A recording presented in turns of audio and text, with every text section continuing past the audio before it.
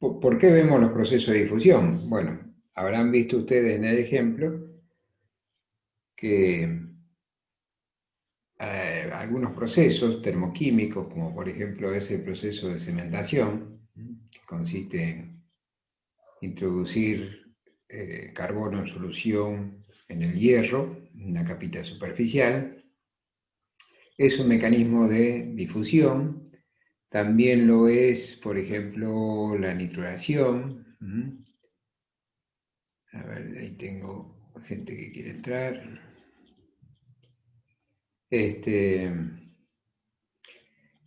Así que, y bueno, y esos son todos procesos que producen modificaciones en las estructuras de los materiales y por lo tanto modifican sus propiedades mecánicas. Así que eso es motivo suficiente como para que nos interioricemos un poco cómo es el proceso de difusión.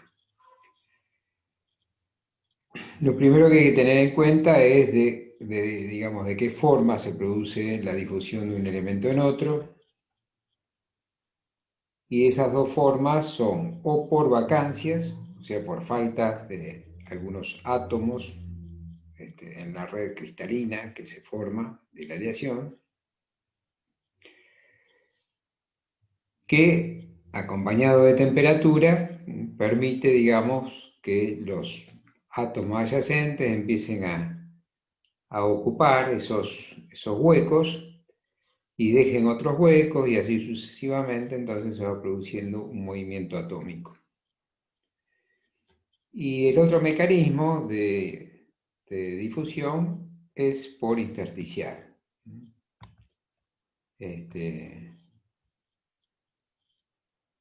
Ese mecanismo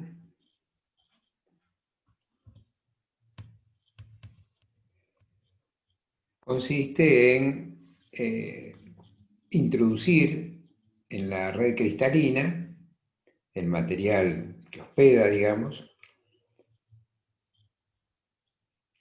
átomos pequeños que puedan meterse en los intersticios, o sea, no en los huecos dejados por la falta de algún átomo de la red, sino en los huecos dejados directamente por los arreglos que se hacen atómicos en las redes cristalinas, de modo tal que siempre quedan huequitos, ¿sí?, entre los átomos que permite albergar algunos átomos más pequeños.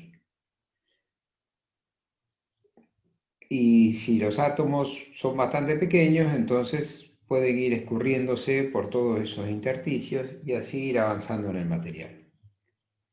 Ese es el mecanismo de difusión por intersticial, o sea, a través de ir cubriendo esos intersticios.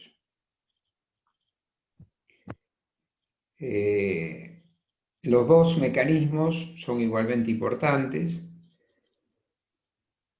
y se ven afectados por la temperatura. En la mayoría de los procesos que vamos a ver acá, se trata de difundir elementos o átomos, digamos, que son muy pequeños comparados con los átomos que forman la red que los hospeda. Por ejemplo, el carbono es bastante más chiquito que el hierro, entonces cuando queremos introducir carbono en hierro, el principal mecanismo de difusión es por intersticial. El átomo de carbono se puede ir escurriendo bien entre los espacios que van dejando los átomos de la red de hierro. En el caso del nitrógeno también, cuando veamos proceso de difusión con nitrógeno, también el nitrógeno es bastante pequeño comparado con el hierro. Y entonces también, digamos, el principal mecanismo por lo que difunde el nitrógeno en el hierro es por el mecanismo de difusión intersticial. Pero, digamos, los dos mecanismos, ¿sí?, son igualmente importantes porque siempre que aparezcan vacancias quedan huecos más grandes lugares más libres, como para que permita la movilidad. Pensar que la difusión consiste en que algunos elementos se puedan penetrar, ¿sí?, a otros, digamos, a otros materiales. Y poder, digamos, atravesarlo, ¿sí?, en su masa interior. Y la manera que lo hacen generalmente es esa. Así que no hay que olvidar que las únicas dos maneras en las que se produce la difusión es o por difusión o por vacancias. Y los dos procesos son afectados por la temperatura, eso es importante también. Y ahora vamos a ver las leyes que lo gobiernan.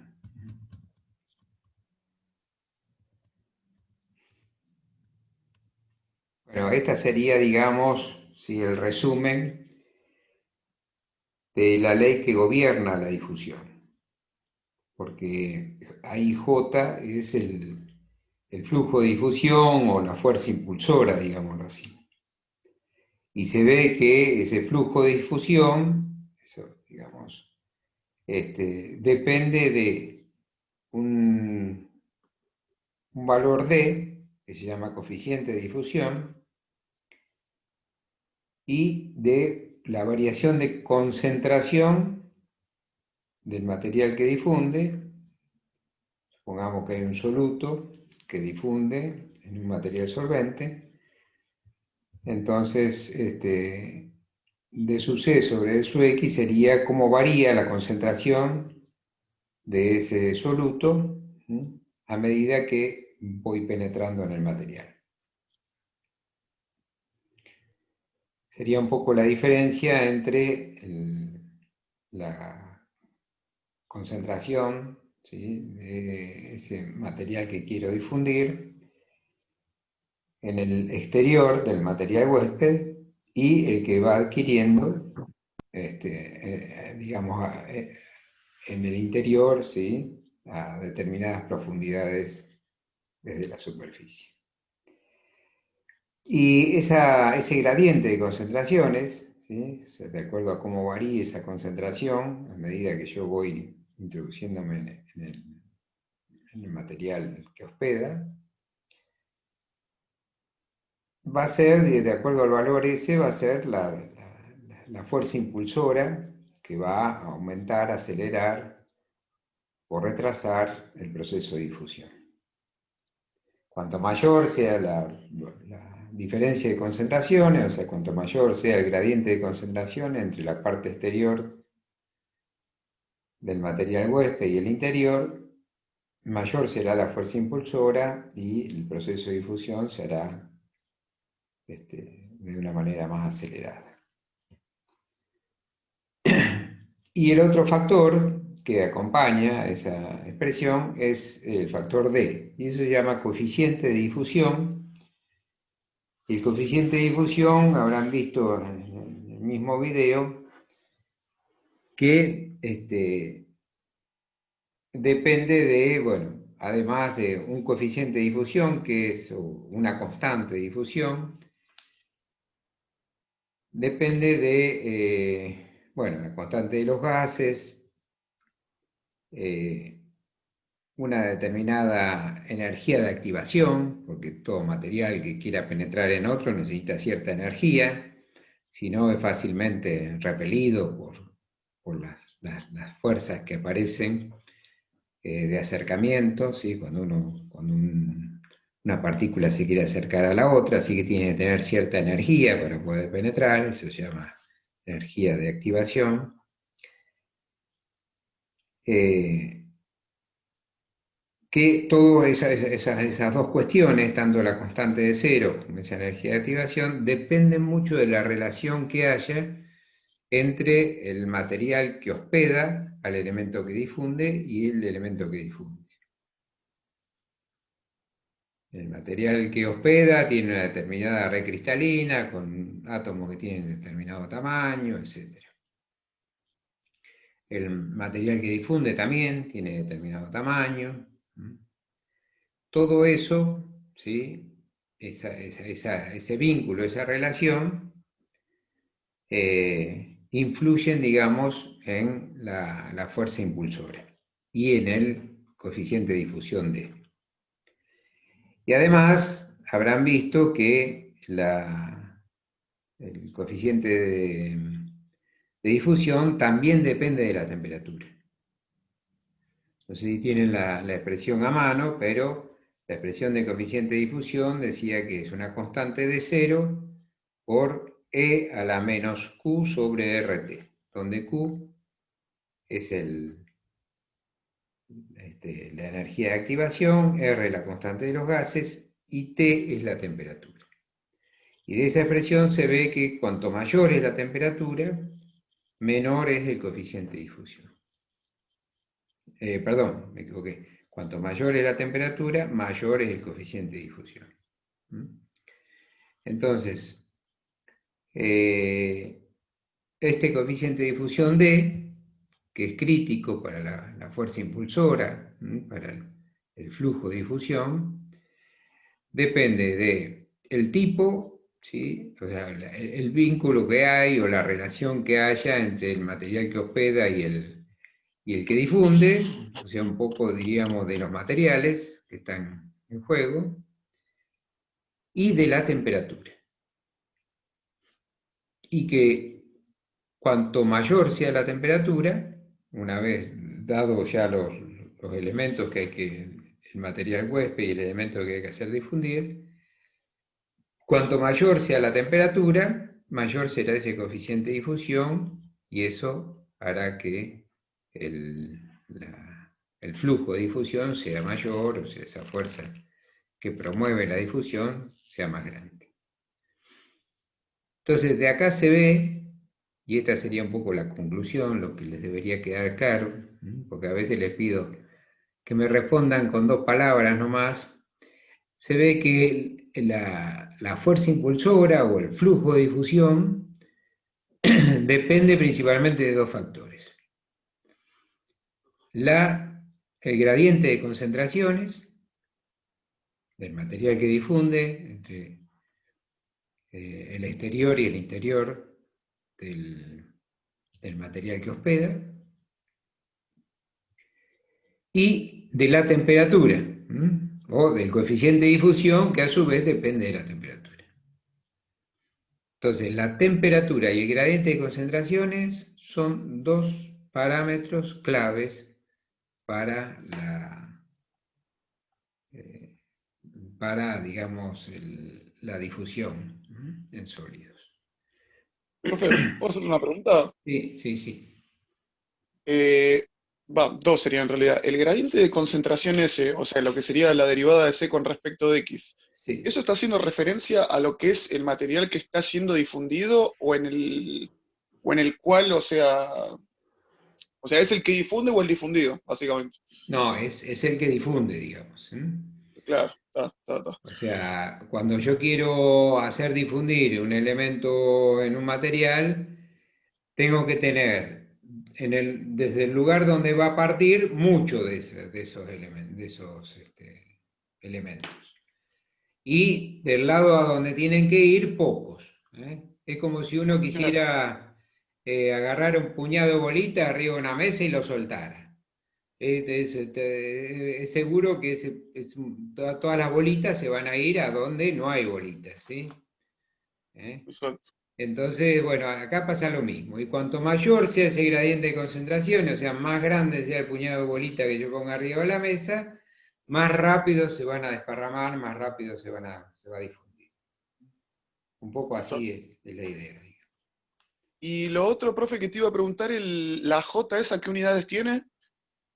Ya te digo.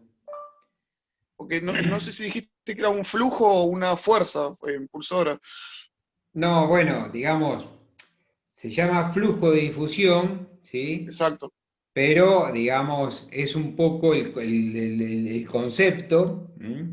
El concepto es como, digamos, lo que promueve la difusión. Por eso lo Ahí, llamo como fuerza impulsora, ¿sí? Porque es lo que le da, digamos, velocidad a la difusión. Perfecto, profe. Pero el flujo de difusión es ahí un flujo ahí por unidad por unidad de tiempo seguro, ahí ahora vamos a mirar las unidades. Dale. Genial, genial. Se entiende igual, profe. Bárbaro. Perfecto. Así que cuando le pregunte el flujo de difusión de qué parámetros depende, depende del gradiente de concentraciones, del material que difunde y de la temperatura. Porque la temperatura actúa sobre el coeficiente de difusión y cuanto mayor sea la temperatura, mayor es el coeficiente de difusión y cuanto mayor es el coeficiente de difusión, mayor es el flujo de difusión. Quiere decir que si yo quiero producir una difusión rápida, ¿sí?, de un elemento en un material, tengo que aumentarle la temperatura, tengo que llevarlo a una situación de mayor temperatura y tengo que promover una alta diferencia de concentraciones. O sea que, por ejemplo, en el caso de la cementación, que es el ejemplo que se mostró en el video, yo tengo que tener una atmósfera con alto contenido de carbono y un acero con bajo contenido de carbono. Entonces eso, digamos, produce una gran diferencia de concentraciones y entonces hace que el flujo de difusión sea mayor. Pero bueno, acá hay toda una cuestión. ¿Por qué? Y bueno, porque aumentar la temperatura a veces no es gratis en los materiales metálicos. Porque en la medida que uno va aumentando la temperatura, promueve la movilidad atómica, y cuando uno libera un poco la movilidad atómica, los átomos se empiezan a acomodar de una manera en que su energía sea la menor posible. Es esa tendencia natural de las cosas a tender a su punto de menor energía. Y la menor energía la vamos teniendo tratando de evitar las zonas de alta energía. Y las zonas de alta energía son los bordes de grano. Entonces el material va a tender a reducir el borde de grano. Porque los bordes de grano son zonas donde la red cristalina pierde su prolijidad porque queda toda tensionada, toda distorsionada, llena de tensiones, de compresión, de tracción. Entonces una zona de mucha energía eso. Profe, Sí, escucho. Escucho. no, voy a consultar con respecto a la constante. Había dicho Sí, que depende, ¿cómo es que había dicho de la ley de los gases? ¿Puede ser? sí, sí, sí, sí. Sí, sí, escucho. No, o sea, no va a ser siempre igual, también va a variar, digamos.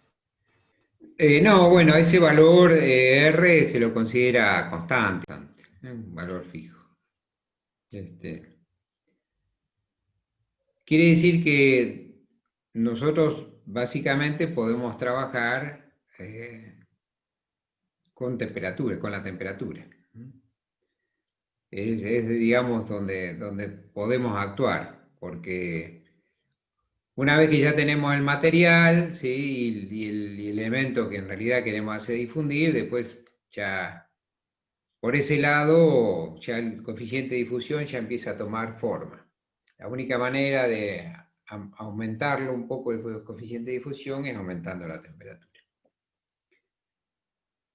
Así que eso es una de las herramientas que tenemos. Pero el hecho de aumentar la temperatura en los metales a veces no es gratis, tiene su costo. Porque al aumentar la temperatura, el material tiende a reducir el borde de grano. Y de la manera que lo hace es aumentando el tamaño de grano. Porque al aumentar el tamaño de grano, aparece menos borde de grano en total. Y todos ya saben ustedes qué pasa cuando a un metal se le agranda el grano.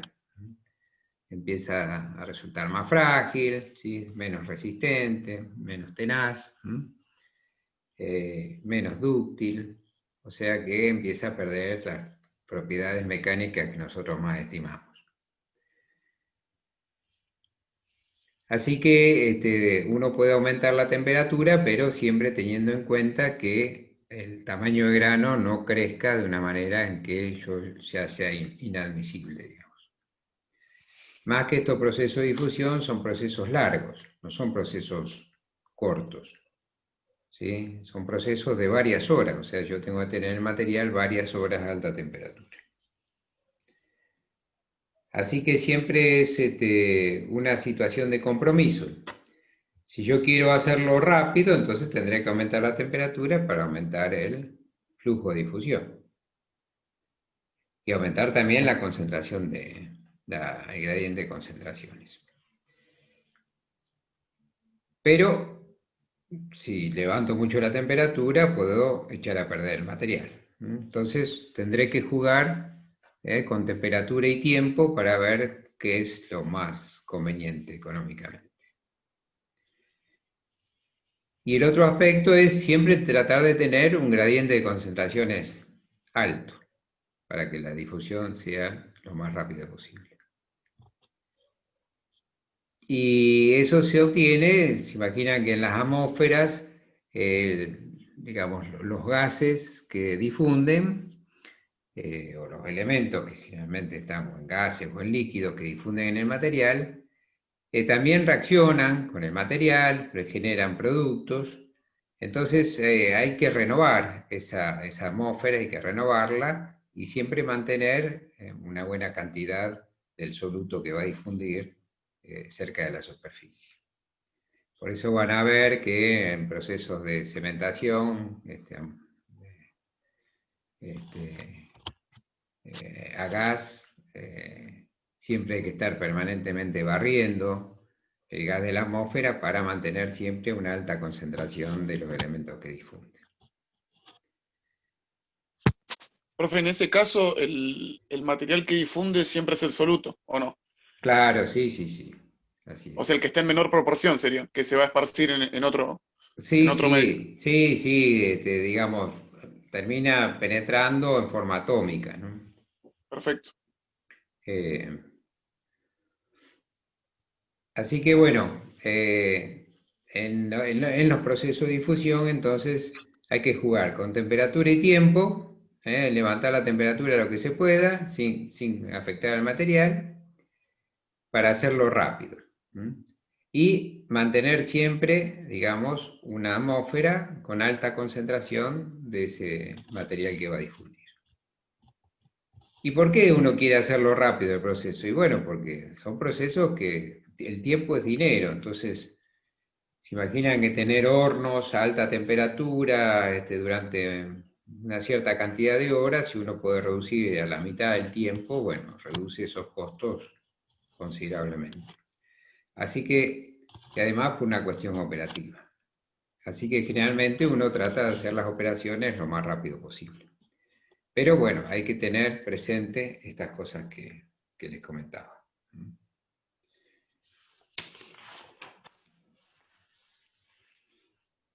Bueno, y después ya, digamos, lo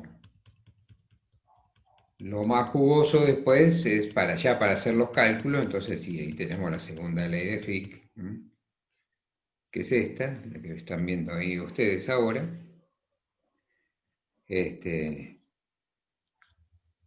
Donde ahí empiezo a jugar, ¿sí?, entre las concentraciones que hay en la superficie, en el interior del material, y empiezo a jugar, de acuerdo a la concentración que quiera, una distancia, a una determinada profundidad de la superficie, para una determinada temperatura, que afecta ahí el coeficiente de difusión, tardaré un determinado tiempo, por eso está involucrado ahí el tiempo. Y entonces jugaré con esa expresión para hacer los cálculos y resolver algunos problemas como los que se resolvieron en este video. En un caso fue, bueno, conociendo la composición inicial del material, y la composición de la atmósfera, o sea, la que hay acá en la superficie. Uno de los ítems era, bueno, calcular la concentración de carbono, ¿sí? A una determinada profundidad, luego de 10 horas, de un tiempo de 10 horas de difusión. Entonces ahí la incógnita ahí era el C sub X, digamos, ¿sí? Todo lo demás era dato. Además era para una temperatura de 927 grados, o sea que todo quedaba definido, la única incógnita ahí era C sub X. Y la otra opción, en el otro ítem, lo que hacía era, bueno, ahora daba la concentración a una determinada profundidad de la superficie, pero lo que quería averiguar es, en esas condiciones, a esa temperatura, ¿sí? Y para lograr esa concentración de carbono a tal distancia de la superficie, bueno, ¿cuánto tiempo iba a tardar? Así que, digamos, la segunda ley de Fick nos sirve para, de alguna manera, calcular, hacer los cálculos para controlar el proceso, digamos. Saber cuánto tiempo tengo que estar difundiendo, cuáles son las condiciones en las que tengo que mantener la atmósfera, etc. Así que esto, digamos, sería lo más jugoso de lo que de esa presentación. Profe, ahí estaba viendo, no sé si será correcto esto. Dice, puede ser que el flujo SJ que vimos en la primera ley de Fick, dice que es el número de átomos que pasan a través de un plano de unidad de área por unidad de tiempo. Claro, exactamente. Es eso. Está. ¿Eh? Fíjense que al principio, yo pasé de largo, pero al principio está más simplificada la expresión de J, y con esta expresión, a ver si alcanzo a... Ven, acá aparece como J, como M sobre A y por T. Donde M es la masa, ¿sí?, de átomos que difunden. A es el área que atraviesan, que tienen que atravesar, y T es el tiempo. O sea que Perfecto. ahí está, digamos, más sencillo. Sería la cantidad de Ese- átomos, ¿sí?, que atraviesan una unidad de superficie en una unidad de tiempo. O sea, la parte de arriba, el numerador, se puede expresar como masa o, o como átomos, básicamente. O sería Sí, la masa del sí, átomo. sí, sí, sí, sí, sí. O es lo mismo, es equivalente. Sí, sí, sí. Primero, digamos, así como a modo de resumen, tener bien claro cuáles son los mecanismos de difusión. Y los dos únicos mecanismos que hacen que el material difunda es o por vacancias o por intersticiales.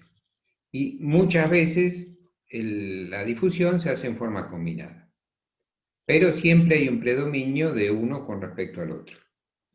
En el caso particular de los procesos de difusión que vamos a ver en este curso, predomina el mecanismo de difusión por intersticial. Pero nunca actúan en forma individual, siempre lo hacen de manera combinada.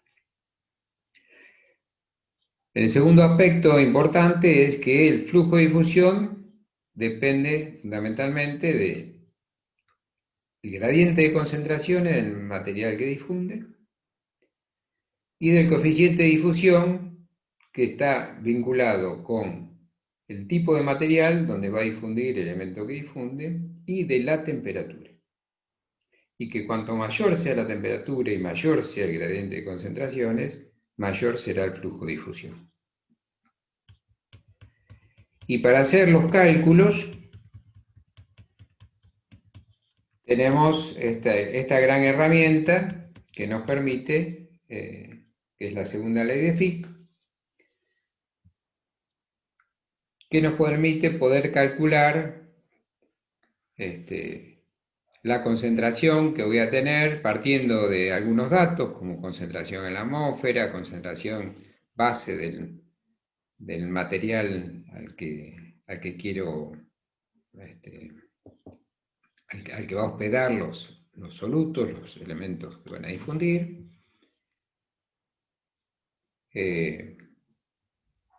De acuerdo a la temperatura en que se produzca esa difusión, puedo saber a determinada profundidad de la pieza qué concentración va a tener después de un determinado tiempo de difusión.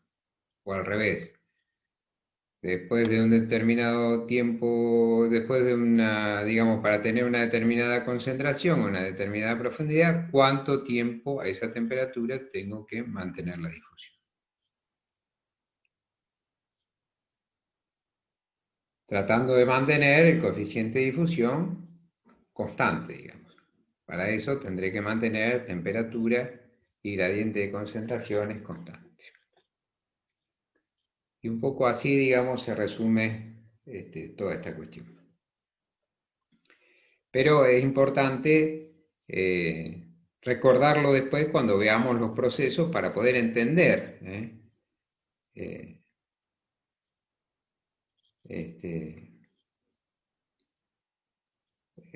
por qué se hacen las cosas que se hacen.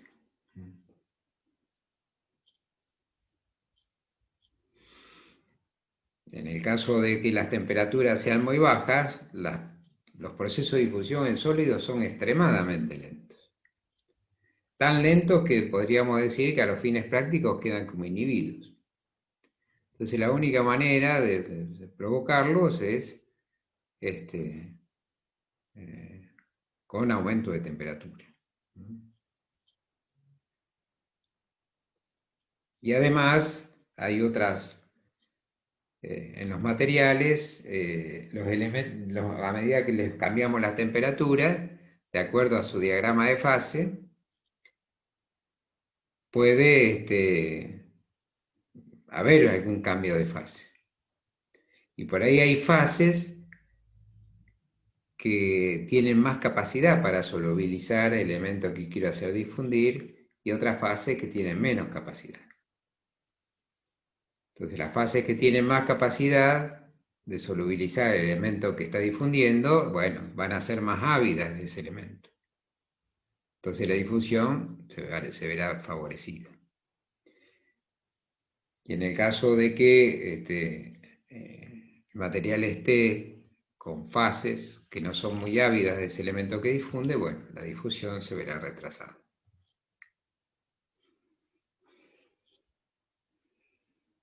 Todas esas cuestiones hay que tenerlas en cuenta después en esos procesos. Y nosotros vamos a usar la difusión porque van a ver ahora en la presentación que les voy a presentar, capaz que, no sé si hoy mismo se la subo o mañana. Ahí vamos a ver ya, vamos a entrar en la parte de plasticidad, vemos los mecanismos que producen endurecimiento en los materiales. Y justamente uno de esos mecanismos es a través de la solución sólida. Entonces cuando yo le agrego material, ¿sí?, soluto en solución, le estoy provocando ya por ese hecho un endurecimiento.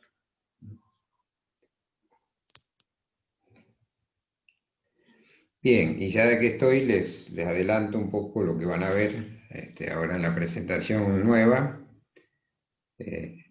Van a ver, en principio, cuáles son los mecanismos de deformación. O sea, a través de qué mecanismos el material metálico se deforma. Que básicamente van a ver que son dos, movimientos de dislocaciones y